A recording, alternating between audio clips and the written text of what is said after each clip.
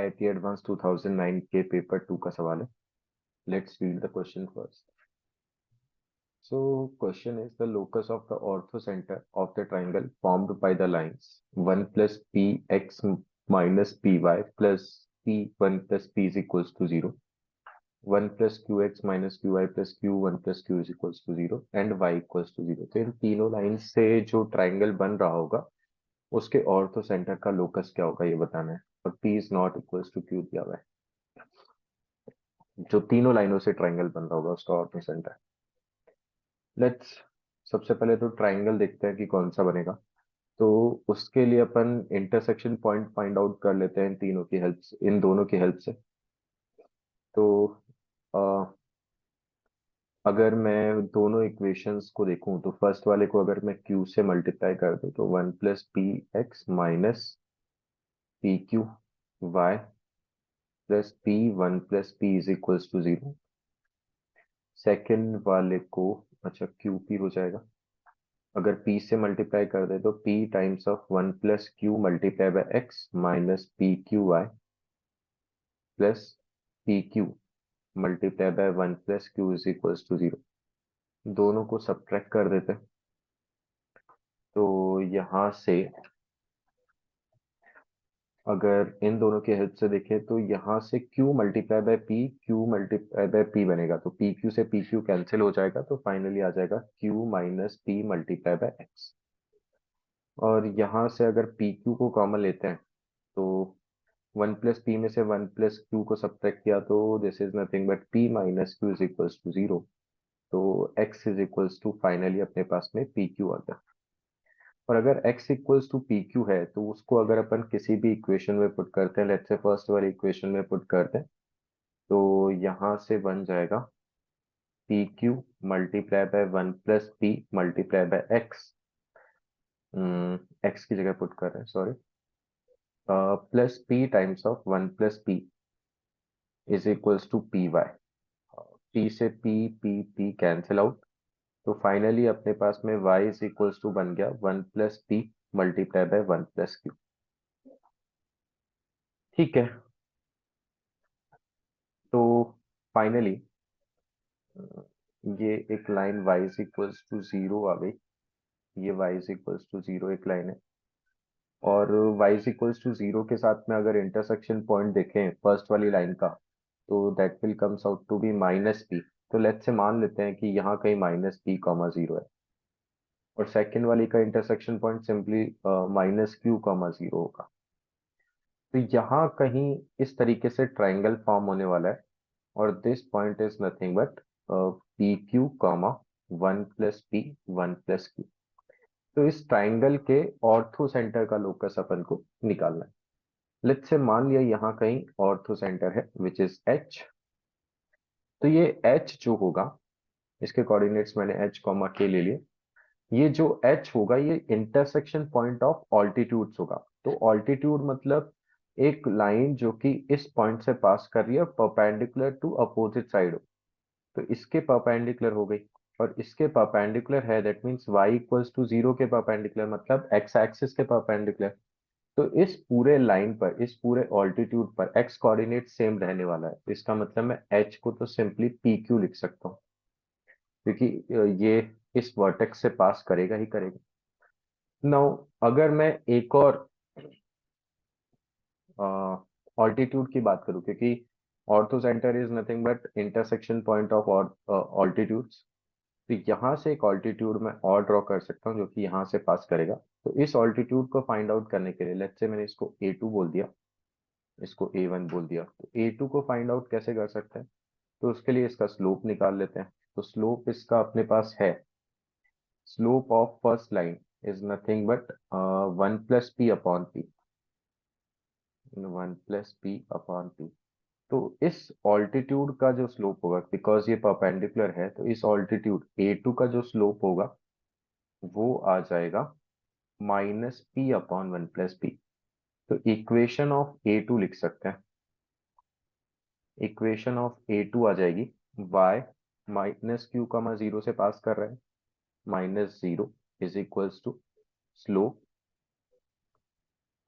And x plus Q हो जाएगा. Right. Now अपन को ये गिवन है कि एच कॉमा के ऑब्वियसली इस लाइन इस ऑल्टीट्यूड पर लाई करेगा, तो एच कॉमा के इसको सेटिस्फाई करा देते हैं। तो this is K is equals to minus P upon one plus P. X की जगह एच रख दिया प्लस क्यू, एंड एच की जगह पी क्यू रखा जा सकता है। इसकी जगह अगर पी क्यू रखते हैं तो पी क्यू प्लस क्यू। इसको फर्दर सिंप्लीफाई करें तो यहाँ से क्यू कॉमन आ जाएगा, तो minus P one upon upon one plus P. यहाँ से क्यू कॉमन ले लिया तो अगेन वन प्लस पी। तो यहाँ से जो के आ रहा है which is minus P Q. तो यहाँ से अपन बोल सकते हैं कि पी क्यू को एलिमिनेट करना चाहें तो H plus K is equals to zero. ये इसका लोकस हो गया, that means X plus Y is equals to zero. और X plus Y is equals to zero तो एक स्ट्रेट लाइन को रिप्रेजेंट करेगा। That means option D is correct answer. Okay,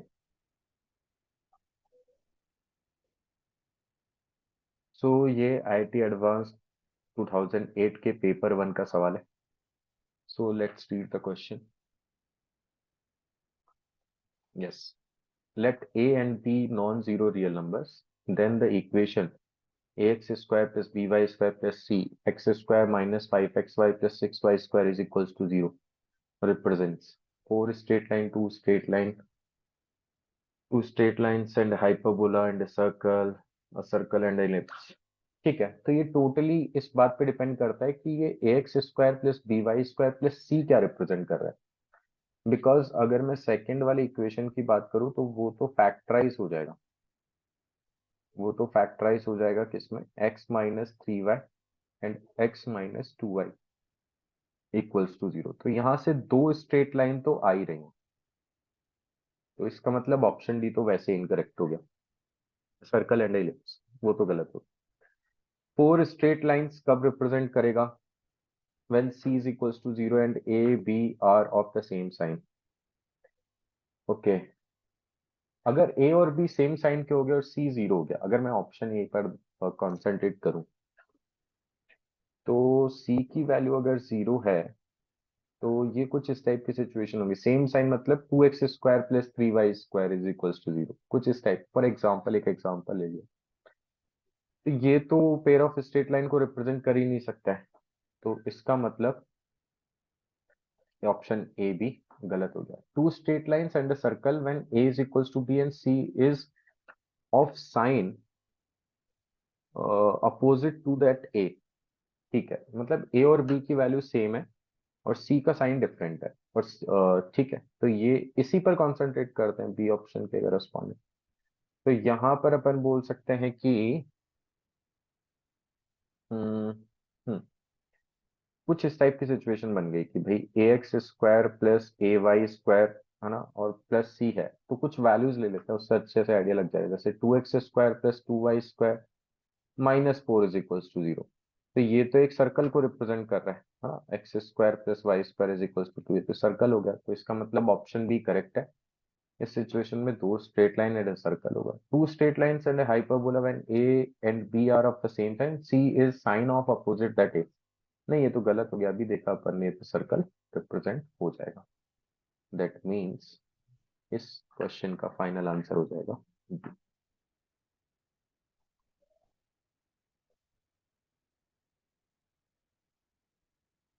so ये सवाल आईआईटी एडवांस 2008 के पेपर टू का ही सवाल है। Consider the points P minus sine beta minus alpha minus cos beta minus alpha sign beta cos beta minus alpha plus theta sine beta minus theta. कुछ इस तरीके की सिचुएशन है। Then देखना है कि P lies on the line segment this, Q lies on the line segment this, P Q are non collinear. Okay, ठीक है। तो हम्म चेक कर सकते हैं भाई, सिंपली डेल्टा निकाल लेते हैं। सबसे पहले तो यही पता लग जाए कि कोलिनियर है कि नहीं है। तो डेल्टा हो गया sign beta minus alpha minus cos beta plus one. फिर हो गया cos beta minus alpha sign beta one. हो गया cos beta minus alpha plus theta and sign beta minus theta और ये 1। इसकी वैल्यू निकाल लेते हैं। हम्म, दो जीरो बना ले।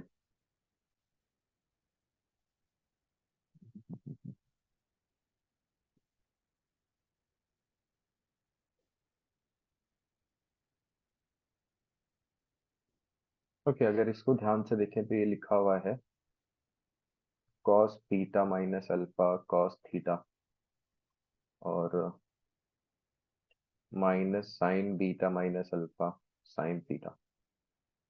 और ये लिखा हुआ है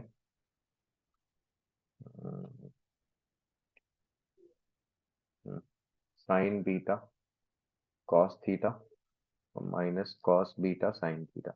जिस तरीके से सिचुएशन, तो एक काम कर सकते हैं अपन, R1 को रिप्लेस कर सकते हैं। R1 को अगर रिप्लेस करें अपन, इसको मल्टीप्लाई करते हैं साइन थीटा से और इसको मल्टीप्लाई करते हैं अपन कॉस थीटा से। सेम सिचुएशन यहाँ पर हो रही है, that is R1 sign theta plus R2 cos theta. तो अगर ऐसा करते हैं तो ये पूरा डिटर्मिनेंट जो होगा वो सिंप्लीफाई होके कुछ ऐसा बन जाएगा। इसको साइन थीटा से मल्टीप्लाई किया तो ये वाला टर्म बन गया, और नीचे वाले को कॉस थीटा से मल्टीप्लाई किया तो ये वाला टर्म बन गया, और दोनों को ऐड कर दिया तो बेसिकली R3 वाला ही टर्म बन गया cos beta minus alpha plus theta. अच्छा, फिर अगेन इसको साइन थीटा से मल्टीप्लाई किया, इसको कॉस थीटा से, दोनों को मल्टीप्लाई किया तो यही वाला टर्म बन गया। This is nothing but sign beta minus theta, और यहाँ आ जाएगा sign theta plus cos theta. Okay, बाकी सारी चीजें सेम रहेगी, cos beta minus alpha sign beta 1, ये हो गया cos beta minus alpha plus theta, ये हो गया साइन बीटा माइनस थीटा, और ये हो गया। ठीक है, तो यहाँ से अब अपन एक और ऑपरेशन लगा सकते हैं कि R1 is replaced by R1 minus R3, तो डेल्टा कन्वर्ट होके हो जाएगा ये जीरो, ये zero, sign theta plus cos theta minus 1 cos beta minus alpha sign beta 1 cos beta minus alpha plus theta sine beta minus theta, और ये 1।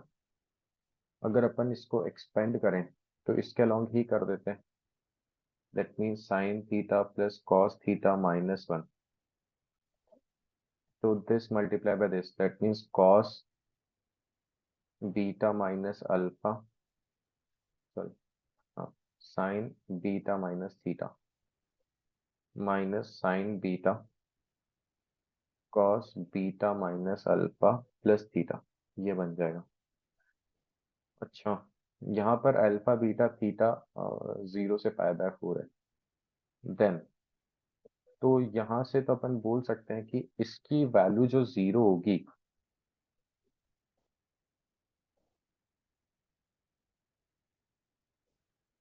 हम्म, यहाँ से बोल दिया इसको sign theta plus cos theta minus 1। अगर यहाँ से 2 मल्टीप्लाई 2 से डिवाइड किया तो हर एक सिचुएशन में तो इसकी वैल्यू जीरो नहीं होगी, है ना। हर एक सिचुएशन में तो इसकी वैल्यू जीरो होना पॉसिबल ही नहीं है इस पूरे डिटर्मिनेंट की। तो क्या मैं बोल सकता हूँ कि हर एक सिचुएशन में ये एक कोलिनियर, ये तीनों पॉइंट कोलिनियर होंगे, ऐसा बोल पाना मुश्किल है।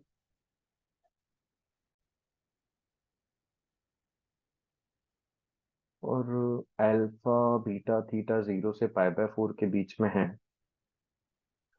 तो उस सिनेरियो में sine theta plus cos theta minus 1 is equals to zero, that means sine theta plus cos theta is equals to 1, ये भी नहीं हो सकते, right. Hmm, what we can say कि पी क्यू आर जो होंगे वो नॉन कोलिनियर होंगे। इसको ऐसे भी समझा जा सकता है कि अगर अपन देखें कि यहाँ पर P है, यहाँ पर Q है, और यहाँ कहीं लेट्स से R ले लेते हैं, कोई एक पॉइंट जो कि अपन P वाले कोऑर्डिनेट्स को, यहाँ पर जो P वाले कोऑर्डिनेट्स हैं उसको मल्टीप्लाई कर रहे हैं साइन थीटा से। तो इसका अपोजिट मैंने साइन थीटा ले लिया, और Q के कोऑर्डिनेट्स को अपन मल्टीप्लाई कर रहे हैं कॉस थीटा से। तो जो T वाला पॉइंट बनेगा वो कुछ ये बनेगा कि ऊपर तो R के कोऑर्डिनेट्स बन जाएंगे which is cos of beta minus alpha plus theta, ये बनेगा। और नीचे लेकिन sign theta plus cos theta बनेगा।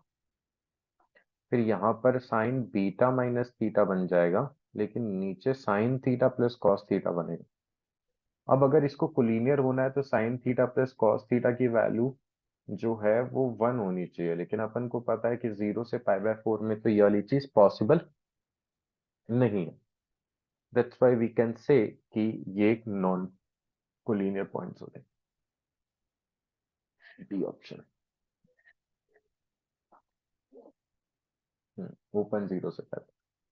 हाँ, अगर 0 इंक्लूडेड होता तो अपन बोल सकते थे।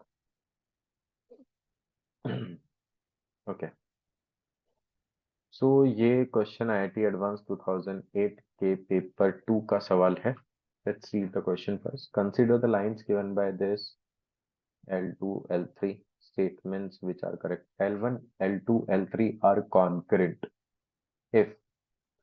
तो ऐसा कर सकते हैं भाई, तीनों पॉइंट्स दिए हुए हैं, तीनों लाइंस दी हुई है, तो एक बार लाइन की इक्वेशंस को देख लेते हैं। फर्स्ट लाइन है let's say,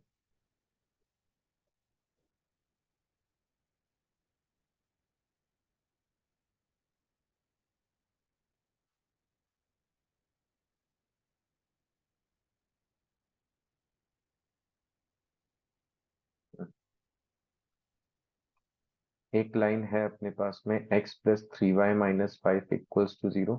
एक है 3x माइनस के Y minus 1 is equals to 0। एक है 5x plus 2y minus 12 is equals to 0। तो कॉन्करेंट तो तब होंगी जब ये तीनों एक ही पॉइंट से पास करे। तो तीनों एक पॉइंट से पास करेगी कि नहीं, उसके लिए इन दोनों को सॉल्व कर लेते हैं। और जो इंटरसेक्शन पॉइंट होगा उससे थर्ड वाली लाइन भी पास करनी चाहिए, राइट। जैसे यहाँ से L1 और L3 एक ही पॉइंट पर इंटरसेक्ट करेंगे क्योंकि पैरेलल नहीं है, कोइंसिडेंट नहीं है। तो कॉन्करेंट होने के लिए जो L2 वाली लाइन है उसको भी यहीं से पास करना चाहिए। तो ये L1 L3 से इंटरसेक्शन पॉइंट तो अपन निकाल ही सकते हैं।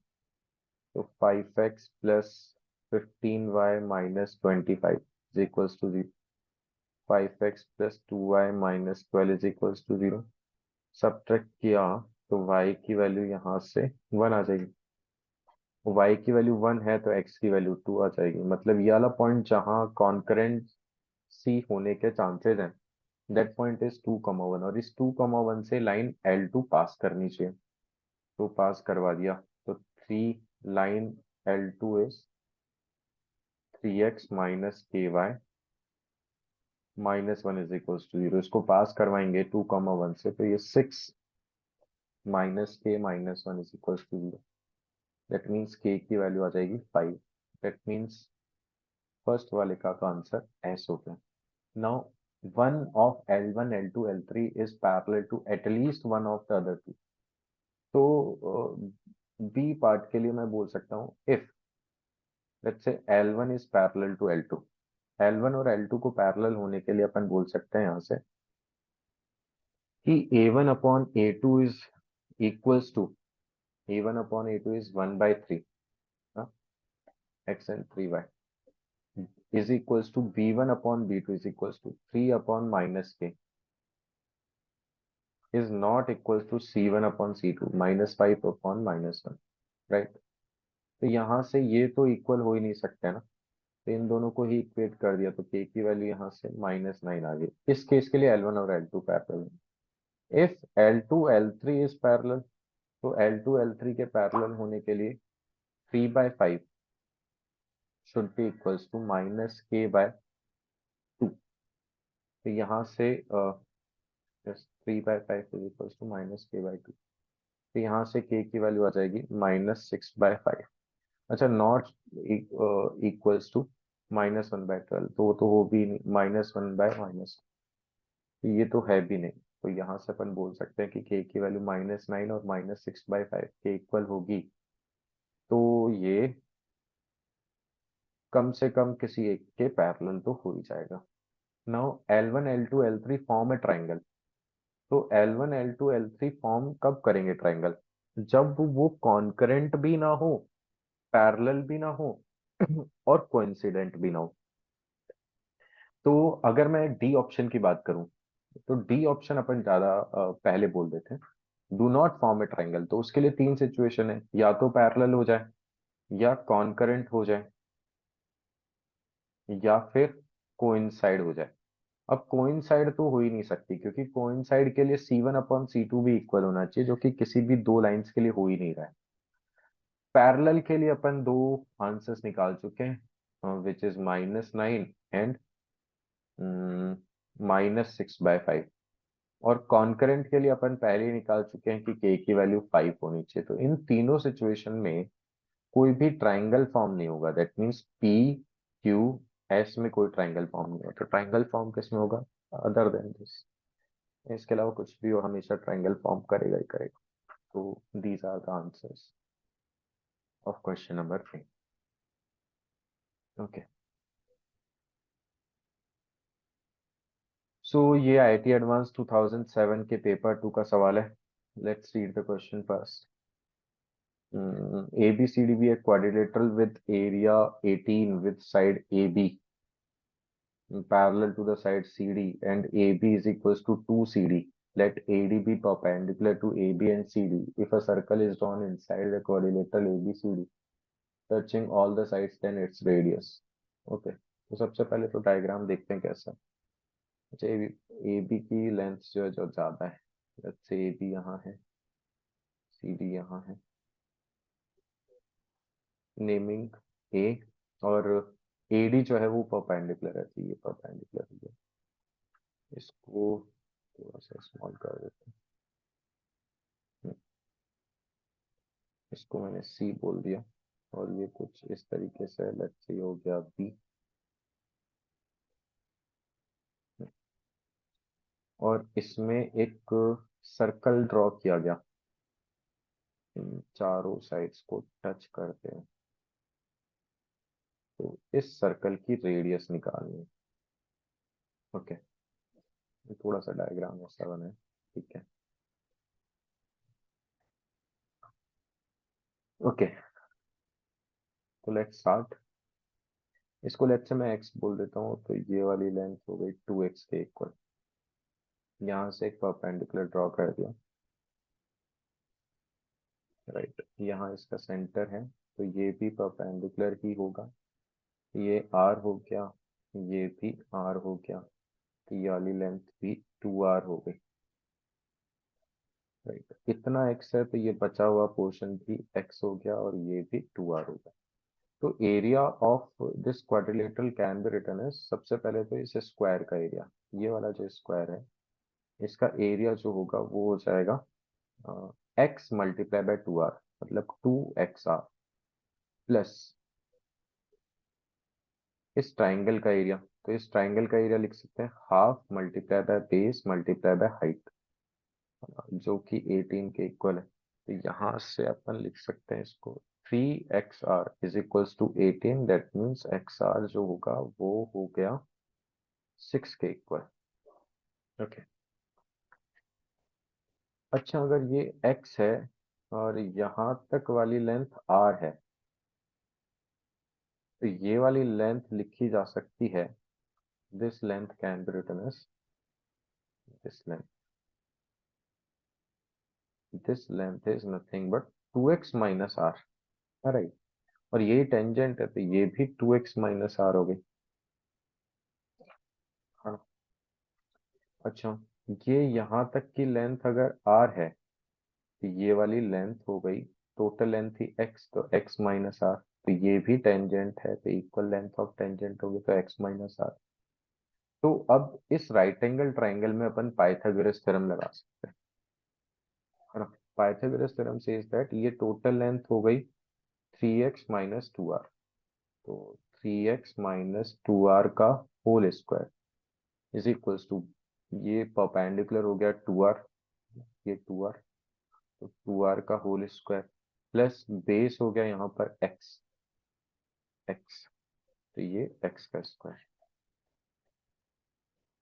यहाँ से हो गए 9x square minus 12xr plus 4r square is equals to 4r square plus x square, 4r square cancel out, तो 8x square minus 12xr is equals to 0, यहाँ से 4x can be taken out, तो ये 2x minus 3r हो गया, यहाँ से x की वैल्यू 0 जो कि हो नहीं सकती, तो x की वैल्यू 3r/2 हो जाएगी, तो अगर x की वैल्यू 3r/2 है तो यहाँ पुट कर दिया, तो 3r² इज इक्वल्स टू 6, यहाँ से तो r² आ गया 4, मतलब r की वैल्यू हो गई 2, that means option B is correct answer. Okay.